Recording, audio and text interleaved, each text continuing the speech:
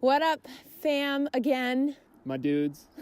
It's us again, your favorite Pinkard family.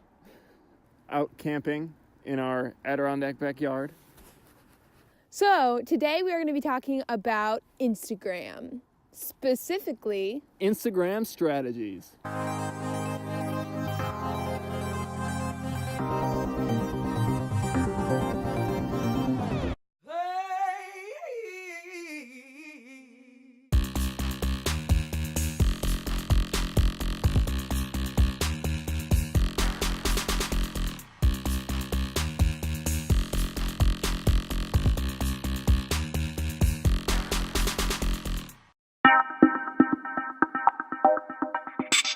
a consistent Instagram feed. So what you really need to be focusing on is how your feed looks. So you want to make sure your color palette is similar. Are you going to do blues for a while? Are you going to do oranges for a while? Are you going to do pinks for a while? And you're going to want to make sure that your editing style is the same.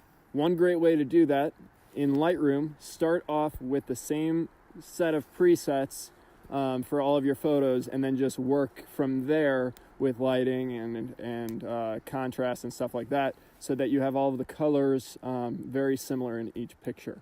Sometimes what I like to do is post a picture that's further away, and then the next picture I post is up close of a couple, and then the next picture I post is a little bit further away than that, and kind of go back and forth so that it looks really nice when you look at it on your Instagram feed. And a way that you can make sure that you're staying consistent with your feed is an app that I love to use called Unum, and it lets you kind of plan out your feed, lets you move pictures around that you haven't posted yet, and it also shows you your pictures that you've already posted on Instagram, so you can see a little bit ways down what your feed looks like, and you can plan out how you want it to look in the future.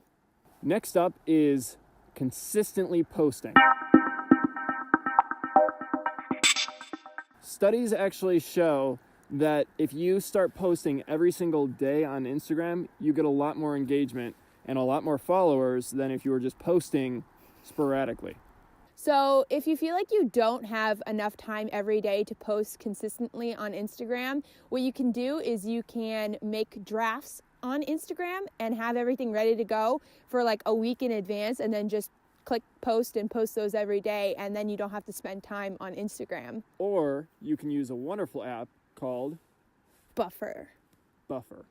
I don't use these because I kind of like to go day by day what I'm going to post, especially if I have an upcoming shoot and I kind of want to see how that's going to fit into my feed. I don't want to limit myself to what I'm posting and have to like stick to a strict, like, this is the picture I'm posting next. So I actually like to do it every day. But if you feel like you don't have time, that is a great resource for you. Next up, hashtags.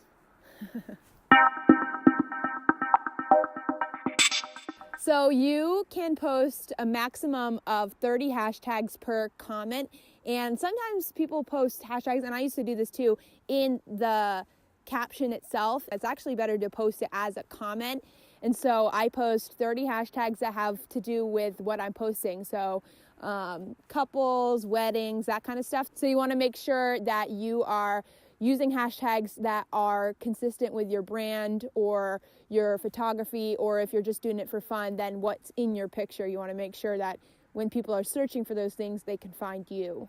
The next thing we're going to talk about is commenting on other people's posts. So a really great strategy that we started doing recently for Laura's business is going to the top 10 or so hashtags in her industry and commenting on all of the top posts in that hashtag, and really commenting something that's engaging, something that they're going to want to comment back towards, something that's going to draw attention to it, not just like a generic like, oh, a heart or a monkey with its hands over its face, but really something that has to do with the picture itself. Yeah, and you want to make sure that those posts are genuine, and you don't want it to be about like getting followers as much as you want it to be about encouraging other people in your industry, because you know how it feels when someone encourages you in a comment or says, this is really great, like it makes your day. And so you need to really be thinking in the forefront of your mind, how can I encourage someone in my own industry? Similar to commenting on other people's posts, you want to make sure that you're engaging with comments on your own post. So if someone is complimenting you, if someone is asking you a question, you need to make sure that you're responding to almost, if not all of them, most of these comments on your posts. And now we are going to talk about captions. Maybe the best caption is no caption at all. But like, Put that as the caption. So you want to make sure that your captions are engaging, whether it's a love story, whether it's something really personal in your life that you're sharing, whether it's something about a product that you're making. It needs to be something that's going to engage people, that they're going to want to read, that they're going to spend more time on your post reading because they're interested in it, not just have no caption, but that's the caption, make that the caption. You know what I'm saying? In general, marketing strategy tells you to always have a call to action. So with your captions, it's always good to have something that you're calling somebody to do, whether that's commenting, liking, DMing, something that you're getting somebody to do to engage with you. Next up is your Instagram stories.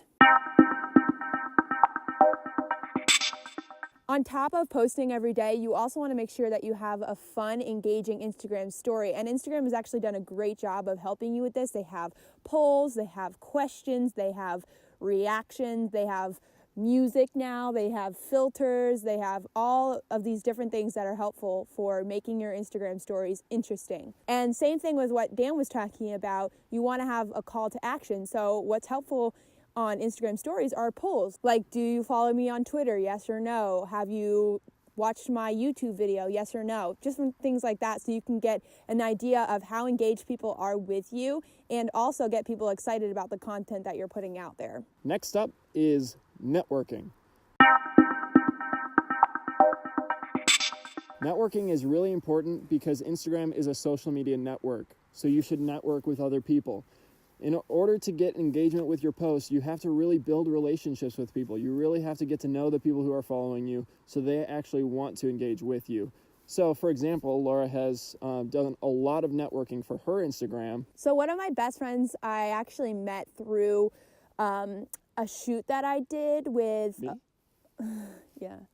with a local community of photographers, and she was modeling for it, and so we were able to connect through networking for this event, and now she's one of my best friends. Shout out to Mama Irvine. Yeah, follow her, mama.irvine on Instagram. It was really cool because if I wouldn't have gone to that shoot and started networking with other photographers and models, I would have never met her, and I'd never have that relationship that I have with her now. Another really good thing for networking is joining Facebook groups that have to do with your niche. So Laura's part of Facebook groups like Beloved Stories, Wandering Weddings, Looks Like Film, different photography groups. And that really helps to engage with other photographers who are like-minded, have a lot of the same styles, stuff like that.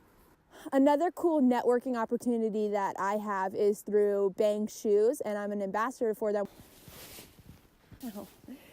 And so I'm an ambassador for them, which means that I get discounts on their shoes, and I also get to meet literally, I think there are 4,000 ambassadors this term that I've been able to kind of meet through social media, and I'm like friends with people online that I've never met before, and I just have this huge community of people that have a commonality, their love for Bang Shoes.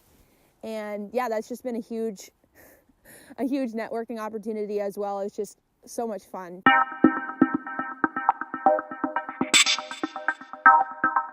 So follow those tips, and I guarantee your Instagram will glow. Will glow up. It will glow. I guarantee that your Instagram will grow. It might not grow overnight to the point where you have that verified check mark or anything like that, but it will consistently grow. You will see more engagement. Just post. Don't buy fake followers. Do not buy followers. Do not buy likes. Do not buy anything like that. It's cheating. It's against Instagram's rules, and it really doesn't look good either. Yeah, it's cheating, but also like you can tell when someone buys Instagram followers. Like they have 4, 5, 6, 7,000 followers, and they get like 60 likes on their pictures. Or opposite. We see you. Or the opposite, they pay for likes, so they're getting like 500 likes, and but they have only 3 followers. That's a little dramatic, but people can tell when you're buying fake followers, and also it's just Like, why would you want to do that? You're not actually getting real engagement, and you're not being able to connect with these people, because it is social media, and so you want to be social. You don't want to pay people to like your pictures. You want people to like your pictures because they're good. I like your pictures Thank you. because they're good. Thank you. Ooh.